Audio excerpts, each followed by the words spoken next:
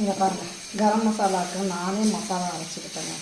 Chicken பொடி அப்பப்போ போய் வாங்கிட்டுருக்குறேன்னா அதனால் என்னவோ எனக்கு தெரிஞ்ச மாதிரி அரைச்சிருக்கிறேன். ஒருத்தர் செஞ்சாங்க, ரொம்ப நல்லா இருந்துச்சுங்க.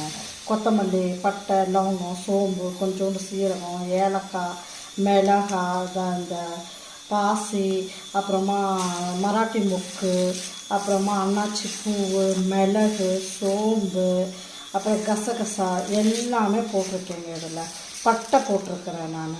பெரிய ஏலக்காய்ன்னு சொல்லுவாங்க இல்லைங்களா, அந்த மாதிரி போட்டிருக்கேன். அப்புறம் சின்ன ஏலக்காய் போட்டிருக்கேன். அப்புறம் ஜாதி பத்திரி வாங்கிட்டு வந்தேன் நேற்று. கொஞ்சம் நல்லா இருக்குன்னு சொல்லி சொன்னாங்க ஜாதி பத்திரி போட்டால்.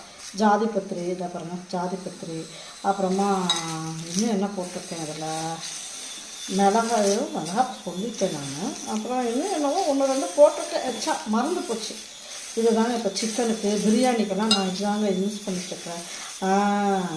இது சொல்லுவாங்க இல்லைங்களா, அந்த குழந்தைங்களுக்கு கூட உரசி ஊற்றுவாங்க. இது பேர் ஜாதிக்காய் போட்டிருக்கேன். இது எல்லாம் போட்டிருக்கேன். பாருங்கள், நீங்களும் இதை அரைச்சி பாருங்கள். ஆனால் பிரியாணிக்கு கூட சூப்பராக இருக்குதுங்க. பிரியாணிக்கு ரொம்ப நல்லா இருக்குது. நீங்கள் வேணால் ட்ரை பண்ணி பாருங்கள். நல்லா இளம் சூட்டில் வறுத்துட்டு நல்லா ஆற வச்சு அரைச்சி டப்பாவில் போட்டு மூடி வச்சுக்கோங்க. நான் இப்போ என்ன ஒரு 1/4 கிலோ மாதிரி அரைச்சி வச்சுருக்கிறேன். பாருங்கள், உங்களுக்கு டேஸ்ட்டு பிடிச்சா நீங்கள் அரைச்சிக்கோங்க.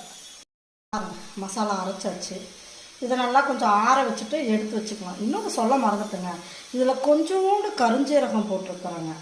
ஆனால் நார்த் சைடெல்லாம் பார்த்தீங்கன்னு சொன்னால் நம்ம எப்படி கடுகு, சீரகம், உளுத்தம்பருப்பெல்லாம் போடுறோம் இல்லைங்களா, அது கூட சேர்ந்து கருஞ்சீரகமும் கொஞ்சம் போட்டு தாளிப்பாங்க அவங்க. அந்த மாதிரி நான் இந்த டைம் ட்ரை பண்ணியிருக்கேன். கொஞ்சோண்டு கருஞ்சீரகம் போட்டிருக்கேன். இதில் போட்டு வறுத்து இதை அரைச்சிருக்கிறேன். பார்ப்போம் டேஸ்ட் எப்படி வருதுன்னு பார்த்து சொல்கிறேன் நான். ஆனால் முன்ன ஒருத்தர் செஞ்சப்போ, பிரியாணியெல்லாம் செஞ்சப்போ ரொம்ப நல்லா இருந்துச்சுங்க.